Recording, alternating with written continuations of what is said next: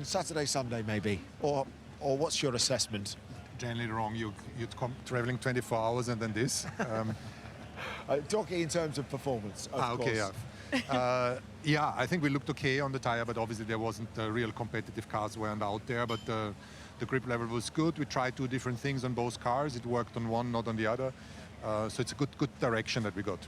When you say the setup worked on one car but not the other, this is a topic we wanted to ask you about anyway, because coming out of Saudi, there was some talks about potential different setups on each side of the garage. So how does that process look like? Do the drivers each split the setups to potentially gain time on track, or do they get to do what they want individually? No, I think the drivers got to do what they believe is right for their car. Everyone is pursuing the setup directions, and that changes between Friday and Saturday very often. And then, you realize that one setup was maybe better than the other one, but it's not that we are coming up with setups and they have to run these. So obviously a lot of work going on back at home. We hear rumors of things going on in the wind tunnel, which are quite exciting.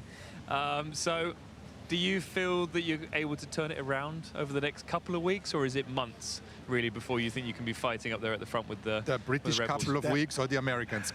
Is it 2, or you mean like 4 or 5? That was the inevitable question, though. I told you, didn't I, in the last one, you're going to get that all year now until you're quick. Caught No, up. but that's always the way. No, I mean, yeah. How long? Well, how long's a piece of string, I suppose. But how is it looking? George was making some positive noises, as Jensen was saying, about the wind tunnel.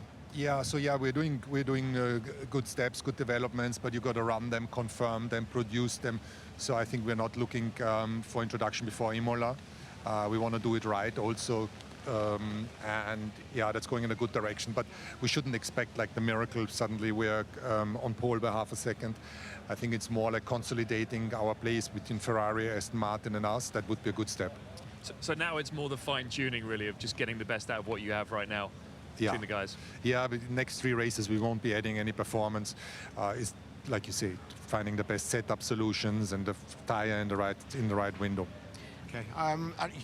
Subject of your wife, she's now the MD of the F1 Academy. We're talking to Stefano Domenicali about that. It's obviously big plans for that on F1 weekends going forward. So you'll be doing school pickup occasionally. It's a power couple, isn't it now? Even if it was before.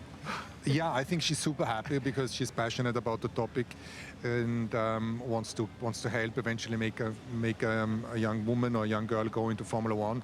And you're absolutely right. I do the school pickup. I do the football. Is not always good for my back, but it's what sometimes one of us is busier and then the other one needs the support. And I've been supporting her a bit last week, and it makes me feel good. Good stuff. A few new faces potentially that we might have seen in Mercedes. Can I start with Jerome D'Ambrosio and his role, what he's come in to do?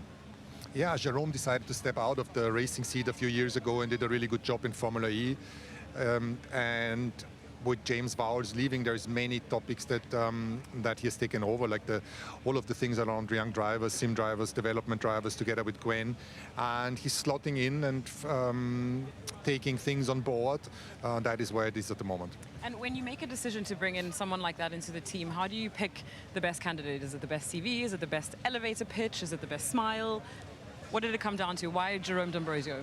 I think we are a sport where you need to be specialized, and obviously if you've been sitting in the car, you understand much more of what's going on. And on the engineering level, it's competence and personality, and everywhere else is personality and intelligence. It's the first thing I look at, and he obviously ticks many of these boxes. Obviously, you guys aren't where you want to be, a bit like last year, but it seems a very different atmosphere. You guys seem to be a bit more relaxed with it, more of an understanding of where you are and where you need to go.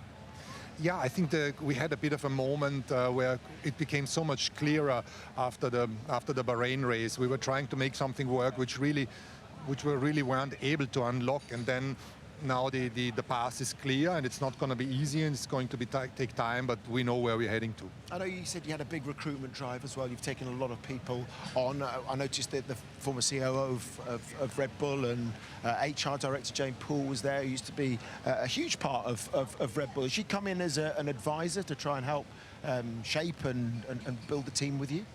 Yeah, I mean, Jane was part of building a successful team in Red Bull and was there over 10 years, and her role was much beyond HR.